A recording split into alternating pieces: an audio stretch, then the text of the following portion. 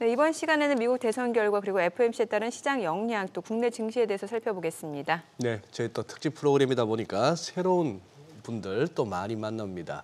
자, 김태형 작가 자리하셨습니다. 어서 오십시오. 안녕하세요. 예, 저도 김태형 작가님 이렇게 영상으로만 보다가 실물을 보니 그리고 오늘 저희 실시간 채팅창에 못 보던 아이디도 많고 이렇게 팬덤층이 이렇게 세구나. 언제 나오냐고 우리 테이브 형.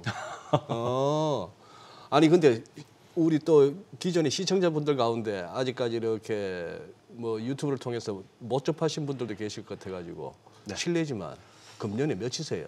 88년생입니다. 88년생. 네. 그러면은 회사 생활, 조직 생활 그만두신 지는? 회사 생활 그만둔 지는 한 6, 7년 정도 된 것 같습니다. 6, 7년 된 것 같고.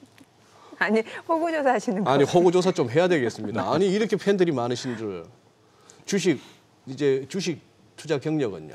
2009년에 입문해가지고요. 2009년에? 네. 지금까지 계속 하고 있습니다. 금년은 주식 하시기 어때요? 올해는 다행히도 하이닉스 덕분에 하이닉스 덕분에 네, 괜찮고 미국에서도 제가 좀 AI나 반도체를 좋아해가지고 TSMC 중심으로 저도 좀 투자를 하고 있어서 나쁘지 않습니다. 연간으로 깨진 적은 없고요. 깨진 적은 많죠. 네, 저도 많이 깨졌었죠. 예. 자, 진짜 또 젊은 시각 또 남다른 인사이트 한번 들어보고 싶습니다. 뻔한 얘기지만 어제 FOMC 어떻게 보셨어요? 어제 FOMC 같은 경우에는 핵심이 되는 포인트는 결국에는 연준 의장이 사퇴를 할 것이냐 말 것이냐라는 부분을 기자들이 가장 많이 궁금해했었고요. 네, 그래서 그 부분에서는 전혀 그럴 생각이 없다라고 이야기를 했고 그리고는 트럼프 같은 경우는 지금 관세 정책에 대해서 좀 말이 많은 상황인데 이 관세 정책에 대해 가지고 파월 의장은 어떻게 생각하는가 이 얘기도 했지만 그 부분 역시도 시간이 필요한 부분이고 아직까지 우리가 모델링을 돌릴 수 없다라는 얘기로 회피하는 모습을 보였습니다. 그리고는 연준 같은 경우에는 지금 무엇을 바라보고 있는가? 12월에는 그래서 금리 인하를 추가적으로 할 것인가? 내년도에는 금리 인하를 어떻게 할 것인가라는 부분에 대해 가지고 일단 당장은 11월에 나오는 고용과 인플레를 중심으로 볼 것이다라고 이야기를 했고요. 지금 연준이 가장 걱정하는 것은 혹시나 금리 인하 속도가 늦어져 가지고 문제가 발생하는 것. 그리고 혹시나 금리 인하 속도가 너무 빨라 가지고 인플레가 반등하는 것. 그러니까 고용과 인플레 모든 것을 다 초점을 맞추고 있는 상황이다라고 강조를 하면서 이게 연준 입장에서는 아직까지 트럼프에 대해서는 별로 말할 것이 없다라고 좀 선을 긋는 모습을 보였습니다. 이번 이제 대선 결과를 두고 이제 트럼프 전 대통령이 이제 당선이 된 거에 대해서 지금 미국 경제 그만큼 안 좋다, 지금 민심이 팍팍하다 그런 분석들이 많이 나오고 있습니다. 어떨까요? 트럼프가 좀 물가를 잡을 수 있을까요?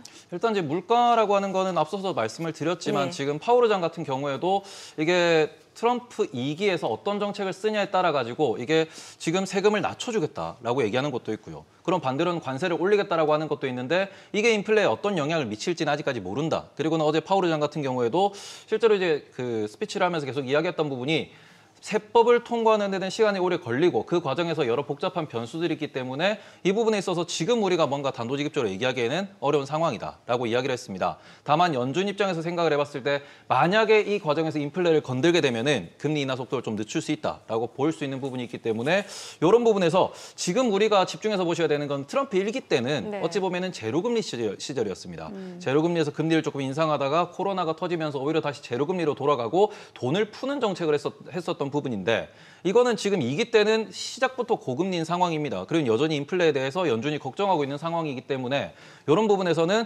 어제 파월 의장이 얘기했듯이 계속해서 누적되고 있는 재정 적자, 파월 의장 이 부분을 이것은 지속 불가능한 정책이다라고 못을 박았습니다. 이제 그런 부분에 있어서 이제 파월 의장의 어찌 보면은 이제 통화 정책상에서의 그쪽 사이드에서의 이슈도 계속해서 발생을 할 것이고, 그러고는 재무부에서도 1기 때만큼 과격한 정책은 안 나올 거다라고 이야기를 하고 있으니까 핵심은 경제입니다. 경제를 살릴 것이고 이제 물가를 잡는 쪽으로 가겠지만 그 트럼프의 어찌 보면은 약간의 그 불확실성 같은 게 있다 보니까 여전히 시장에서는 경계감을 키우고 있고 미국 경제는 계속 성장을 할 겁니다.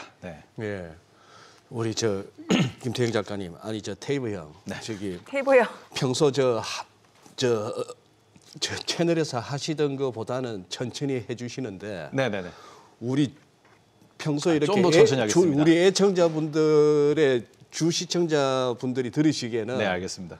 지금 속도의 0.8배속 부탁드립니다. 알겠습니다. 네. 0.8배속. 아니 지금 우리 오늘 새롭게 보이시는 분들 우리 저 김태형 작가 출연하신다고 오신 분들은 뭐 너무 딱 그거 하다 평소보다 오히려 천천히 한다 이렇게 말씀하시는데 경제 채널에 어쨌거나 래퍼가 등장하셨어요. 저도 사실은 유튜브 볼 때 사실 2배속으로 보거든요, 보통은. 보통 그렇죠. 그런데 이제 익숙하신 거죠. 방금 말씀하신 그거 경제 쪽 제도권에 계신 어떤 이코노미스트나 뭐 교수님들의 시각과는 또 다른 어떤 진단이 나오지 않을까 싶기도 한데 미국, 한국 나눠서 한번 좀 어떻게 보고 계세요? 경기 측면. 경기 측면 같은 경우에는 한국은 먼저 좀 말씀을 드리면은 한국. 일단 네. 한국의 경제는 계속해서 중국과 미국 사이에서 줄다리기를 해야 되는 입장이고요. 그러고는 지난번에 트럼프 1기 때도 우리가 봤겠지만 관세가 늘어난다라는 거는 우리나라에는 결국 이제 남는 돈이 조금 줄어든다. 라고 좀 볼 수 있을 것 같습니다. 네. 미국이 관세 정책을 쓰는 이유는 미국 내에서 생산하는 가격 자체가 높기 때문에 미국 외에서 생산하는 국가의 그 비용을 세금으로서 이제 수취하겠다라고 하는 것이 트럼프의 정책이고 이렇게 되면은 우리나라에서 대기업들 같은 경우에는 미국에 직접 공장을 지으면서 진출을 하는 그 과정에서 미국의 인건비라든지 추가 투자비가 발생을 하니까 한국에 있어서 남는 돈이 줄어들 것이고 그리고 우리나라에서 만들어서 파는 건 역시도 세금이 이제 플러스로 붙기 때문에 다른 나라 혹은 미국 내에서 생산한 제품과 경쟁하기 위해서는 또 싼 값에 팔아야 되기 때문에 네. 우리나라에 있어가지고 남는 돈이 줄어든다라고 이해하시는 게 좀 더 편할 것 같습니다. 그리고 미국 같은 경우에는 미국 제일주의를 계속해서 쓰고 있는 상황에서 여전히 달러 패권이 흔들림이 없습니다. 미국은 달러만 보면 되기 때문에 달러 패권이 흔들림이 없는 이 상황에서는 뭐 트럼프가 달러를 더 풀든 아니면 달러를 덜 풀든 간에 미국의 경기를 걱정할 거는 우리나라 입장에서는 좀 너무 많이 나간 거 아닌가 이렇게 보셔도 될 것 같습니다. 예. 전 질문 짧게 드릴게요. 테슬라 주주 많잖아요. 네. 테슬라는 앞으로 이제 어떻게 될까요? 일단은 테슬라를 매우 강력하게 보는 월스트리트에 네. 있는 그런 많은 뭐 전략가들도 이렇게 얘기합니다. 목표 주가를 $300 초반대, 뭐 310불 혹은 어제 같은 경우에는 330불 이렇게까지도 이야기가 나왔습니다. 네. 다만 지금 그 310불과 330불에 녹아 있는 그 이제 어떻게 보면 가정 자체가 뭐냐 그러면은 규제가 완화되면서 로보택시로 돈을 많이 벌게 될 것이고 네. 그리고는 추가적으로 지금 IRA에 대한 이야기가 많이 나오고 있는데 네. IRA가 어찌 보면은 이름이 바뀌면서 그리고는 이제 바이든 정부에서 뿌리던 그러한 위치가 많이 바뀔 겁니다. 네. 그러니까 친환경에 들어가는 보조금이 다른 곳으로 옮겨갈 수도 있는 것이고 2차 전지, 전기차에 들어가던 보조금이 다른 데로 옮겨갈 수도 있다라는 점, 이 부분을 지금 우려하고 있는 거거든요. 그렇게 되면은 기존의 자동차 업계가 자동차 생산을, 전기차 생산을 좀 줄일 것이다. 그러면은 이제 미국 내에서는 테슬라의 점유율이 더 올라갈 것이다라는 그런 약간의 미래 전망이 녹아 있는 가격이 310달러, 뭐 330달러 이렇게 나오고 있는 중입니다. 그러니까 어찌 보면은 어제 제가 기억하기로 299.61달러까지 네네. 올라갔다가 네. 빠졌습니다. 예. 거의 300불까지 올라갔는데 이 라운드 피겨라는 점을 조금 많이 고민을 해보셔야 되지 않나. 이게 네. 최근의 상승은 트럼프 대통령의 확정이 너무 일찍 네. 나왔다라는 점과 그다음에는 그 부분에 있어서 이제 일론 머스크의 배팅이 성공했다라는 점에 있어서 쇼커버성의 매수도 분명히 있었거든요. 그러니까 이런 것도 좀 감안하면서 좀 장기적으로 보셨으면 좋겠습니다. 저렇게 일찍 결과 나올 저걸 가지고 역대급 초박빙이니 뭐니 했던 그 자체가 얼마나 웃깁니까, 그죠? 네. 그렇죠. 아니 근데 이제 테슬라를 여쭤보셨으니 우리 또 서학개미 최 종목 또 안 여쭤볼 엔비디아? 수가 없습니다. 마침내 엔비디아가 이번 이 대선 요 국면을 지나면서 그 힘들었던 140불대 초반 저항을 돌파했어요. 네. 어디까지 보시는 거예요, 우리 테이블? 일단 지금 JP모건에서 최근에 낸 목표 주가는 155달러. 155. 네, 나와 있는 상황이고 네. 지금 일단은 시가총액 1등을 달성했다라는 곳에 있어가지고 지금 많은 좀 투자자들이 의의를 부여하고 있다라고 보셔야 될 것 같습니다. 지금 지난주 이번 주가 지나면서 애플과의 격차를 완전히 뒤집어 엎으면서 시가총액 1등이 됐고 네. 현재로서는 빅테크 중에서는 엔비디아만 실적 발표가 남아있는 상황입니다. 그리고 우리가 앞으로 전망치를 보셔도 아시겠지만 향후 5년 동안 빅테크 중에서 가장 많이 성장하는 기업은 엔비디아이기 때문에 지금 상황에서는 여전히 엔비디아가 시총 1등을 계속해서 유지할 가능성이 높다라고 보셔야 될 것 같고요. 네. 그런 부분에 있어서 지금도 우리가 뭔가 트레이딩 기준 혹은 밸류에이션 기준에 대해서 이야기를 많이 하는데 예. 올해 초부터 엔비디아 혹은 빅테크들이 대부분 포워드 PR입니다. 현재 PR이 아니고 네네. 포워드 PR을 기준으로 30에서 35배 사이에서 거래가 되고 있습니다. 그래서 이런 부분 놓고 보시면은 지금 현재 어제 종가 기준으로 보시더라도 엔비디아의 포워드 PR이 36배고 이번 실적 발표에서 가이던스를 많이 상향해 주지 못한다 그러면은 한동안 또 횡보를 할 가능성이 높다라는 점에서 그러니까 선반영이 많이 되어 있다라는 점에서 계속해서 우상향은 하되 각도가 많이 좀 낮아지겠구나. 이런 관점으로 보시는 게 기울기가 우상향인데 기울기는 좀 둔화될 것이다. 네. 완만해질 것이다. 네. 아니 여러 뉴스에서 왜 보면 엔비디아 웃고 TSMC 울고 TSMC 우는 거 맞아요? 아니요, 지금 고점에서 안 아니죠? 빠지고 있습니다. 네, 올라가잖아요. 네. 그러니까 저도 이제 그렇게 생각을 하는데 네.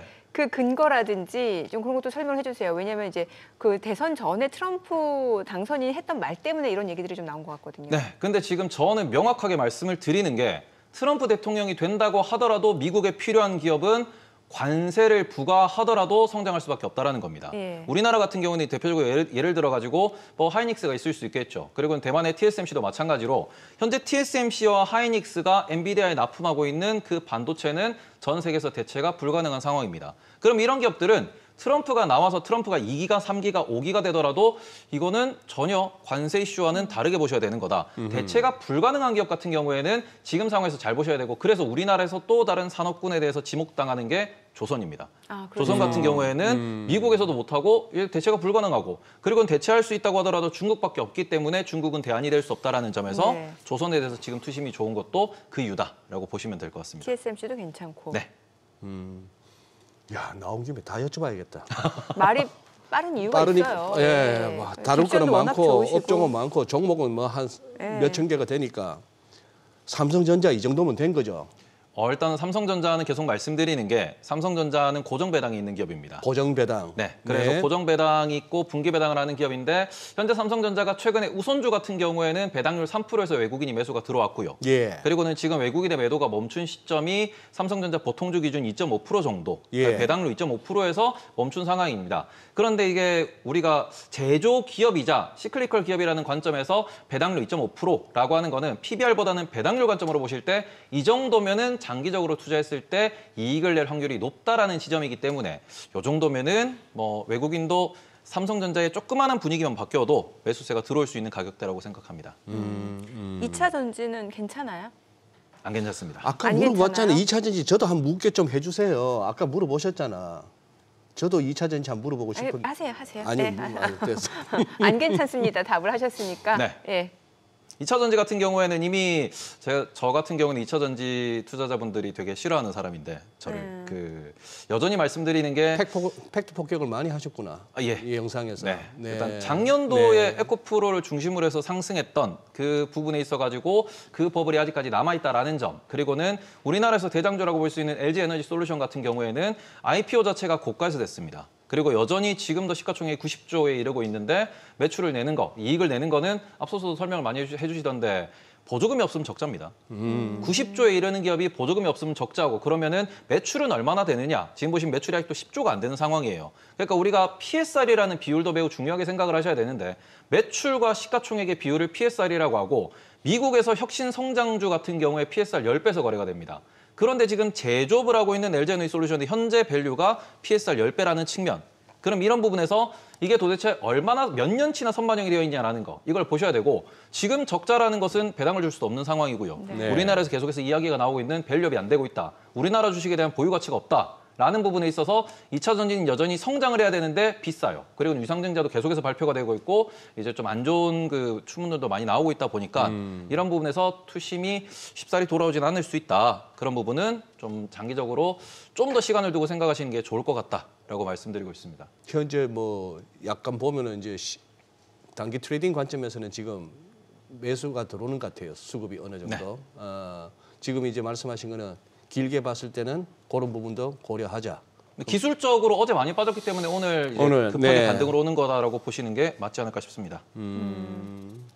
저기는 뭐 막힘없이 그냥 다 말씀하시니까 저도 뭐 막힘없이 궁금한 거 다 여쭤볼게요. 그동안 금투세 논란에 대해서는 우리 김태형 작가는 어떤 식으로 방송해 오셨습니까? 저 같은 경우는 금투세보다 상법 개정이 우선되어야 된다라고 계속 네, 말씀을 드려왔고 네. 금투세 같은 경우에는 금투세를 제정한 그 원리, 금투세를 만든 그 구조 자체가 잘못되었다라고 계속 말씀을 드렸습니다. 금투세는 장기적으로 도입돼야 되는 게 맞다라고 생각을 하는 부분은 우리나라가 주가 조작 지금도 계속해서 나오고 있죠. 예. 어찌 보면은 그런 부분에서 차명 계좌를 잡겠다, 금융 실명제를 하겠다라는 부분에서는 도입 취지가 맞다라고 생각을 합니다. 하지만 그 부분에서 배당 분리과세도 마찬가지고 장기적으로 보유했을 때 혜택을 주는 것도 없는 상황이고요. 그러면 계속해서 문제가 나오는 상법에 대한 이슈도 여전히 해결되지 않은 상황에서 세금만 도입한다? 이거는 순서가 잘못된 부분이다. 상법에 특별히 어디를 어떻게 개정해야 됩니까? 뭐 계속 말씀드리는 게 이사의 의무라고 볼 수 있겠죠. 네. 회사를 위해서 일을 한다라고 하는데 이 부분에 있어가지고 회사의 주인은 주주입니다. 그러면은 그 회사라는 단어를 주주로 바꾸면 되고 그렇게 하면은 다른 나라와 같은 그런 어찌 보면 환경이 만들어지는 건데 이게 소송이 많아질 수 있다는 점 때문에 지금도 많은 분들이 좀 두려워하고 있고 실제로 소송이 많이 발생할 수밖에 없는 우리나라의 산업 구조이기 때문에 그런 부분에서 체크를 하셔야 되고 꼭 말씀드리고 싶은 게 있는데 뭐냐 그러면은 MSCI가 지금 11월에 리밸런싱을 발표를 했습니다. 네. 어찌 보면 MSCI 같은 경우에는 글로벌에서 가장 많은 자금이 추종되는 그러한 인덱스라고 보실 수 있는데 이 인덱스에서 이번에 되게 좀 특징적인 움직임이 있었습니다. 종목이 하나가 편입되고 7개가 편출이 됐습니다. 무슨 소리냐 그러면은 외국인들이 인덱스 관점에서 우리나라의 비중을 줄이고 있다는 거고요. 이게 예전부터 계속해서 우려되어 왔던 사항입니다. 1년 내내, 2년 내내 계속 비중을 줄여 나가고 있는데 이게 우리나라의 경제 성장률이 중국과 인도보다 낮다라는 점도 문제가 될 수 있겠으나 어찌 보면 외국인들이 우리나라에 대한 신뢰 자체를 점점 잃고 있다라는 점. 그 상황에서 밸류업도 제대로 진행되지 못했다라는 점. 이런 것들이 쌓여서 우리나라에 대한 비중을 줄이고 있다라는 점에 대해서는 좀 생각을 해볼 필요가 있지 않나. 이렇게 말씀드리고 싶습니다. 그 트럼프 2기 행정부 집권 앞두고 있는 상황이니까 또 이렇게 보면 미국 뉴욕 증시만 날아갈 것 같다는 생각도 들고 지금이라도 미국 주식 하려고 하시는 분들한테 좀 관심 있게 볼 만한 종목 알려주세요. 저 같은 경우에는 미국 주식이든 한국 주식이든 뭐 대만 주식이든 네. 전 세계에서 1등 대체 불가능한 주식만 찾아서 그런 기업만 찾아서 투자하시면은 어디서든지 살아남을 수 있다라고 말씀을 드립니다. 그래서 우리나라에서도 좀 옥석을 잘 가리셔서 어찌 보면은 미국에 있는 기업들과 경쟁할 수 있는 지배 구조나 경쟁할 수 있는 기술력을 가지고 있는 기업만 찾으신다면은 뭐 한국에서도 성장은 하겠죠. 다만 코스피 지수, 코스닥 지수를 놓고 보면은 좀 미래가 좋진 않을 것 같다. 이렇게 말씀을 드리고 싶습니다. 그래서 미국에서는 어떤 종목이 제일 좋아 보이세요? 미국 같은 경우는 여전히 저는 항상 말씀드리는 엔비디아. 엔비디아. 그리고 엔비디아와 관련된 기업들에 대해서 공부하시는 게 지금 2020년대, 2030년까지는 AI에 대해서 공부하시는 게 큰 기회가 올 수 있는 유일한 방법이지 않나라고 생각합니다. 목표 주가 어디까지 보시는 거예요, 단기적으로는? 엔비디아 같은 경우에는 일단 목표 주가를 설정하기보다는 목표 네. 기간을 설정해야 기간. 된다고 말씀을 예. 드리고 예. 지금 일단 대부분의 AI 관련된 기업들이 투자하는 방향성에 있어서 앞으로 2년 정도는 더 투자를 늘린다고 하고 있습니다. 뭐 기업들의 실적에 따라서 AI의 성과에 따라서 엔비디아에 대한 뭔가 네. 지출이 줄어들면 그때가 뭐 매도 타이밍이다라고 보시면 좋을 것 같습니다. 네네. 그래도 한 번은 짚고 가야 될 질문인데 너무 달려왔거든요. 네. 미국도. 네, 기술적으로는 과열이에요. 그렇죠. 뭐 실적으로 볼 것 같으면은 계속 달려도 할 말 없고 네, PER이라는 것도 우리 국내 일부 그 뭐 세 자릿수 PER도 나오는 거기 황당한 회사들에 비하면은 엔비디아 뭐 테슬라 30 몇 배 뭐 싸 보이기도 할 정도인데 네. 그럼에도 불구하고 계속 갈 수 있는가 하는 의문은 이러다가 우리 또 너무 이 좋아하다가 이렇게 맞은 게 한두 번이 아니지 않습니까? 네.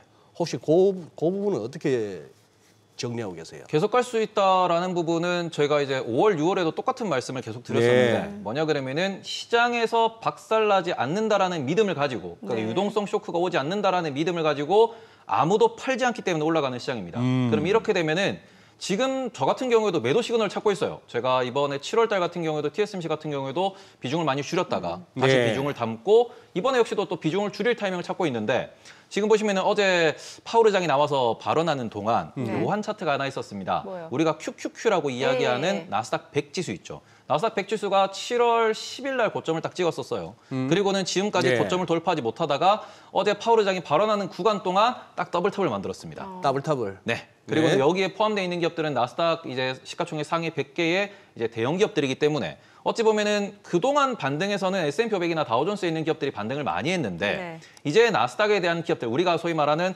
밸류가 높다라고 평가하는 기업들의 집단입니다. 그 나스닥 100 바로 QQQ라고 하는 그 ETF의 현재 차트를 보시면은 더블탑이 되어 있기 때문에 이 부분에서는 그쵸 오늘 밤에 위클리 옵션도 있고 그리고 어찌 보면은 대선도 재료였고 예. FMC도 재료였거든요. 네. 재료가 다 소멸됐습니다. 예. 그래서 연말까지 남아 있는 건 엔비디아 실적 하나 정도 있는 상황이다 보니 재료가 다 소멸된 상태에서 오늘 밤에 방향성이 어떻게 되느냐도 좀 우리는 눈여겨봐야 되고 지금은 기술적으로 뭐 미국에 있는 빅테크라고 할 수 있는 그런 기업들 특히 엔비디아 같은 기업들이 5일선, 11선을 이탈한다. 엔비디아와 테슬라, 마이크로소프트, 메타가 동시에 그런 선을 이탈한다 그러면은 그때는 비중을 줄이는 시그널로 잡으시고 지금은 빠져봤자 5에서 10%, 많이 빠져봤자 15% 빠지면은 전 세계에서 매수를 할 겁니다. 네, 그래서 그 부분에 있어가지고는 뭐 기회를 또 챙기시면은 또 볼 수 있겠죠. 네. 또 나와 주세요. 네, 네, 고맙습니다. 예, 고맙습니다.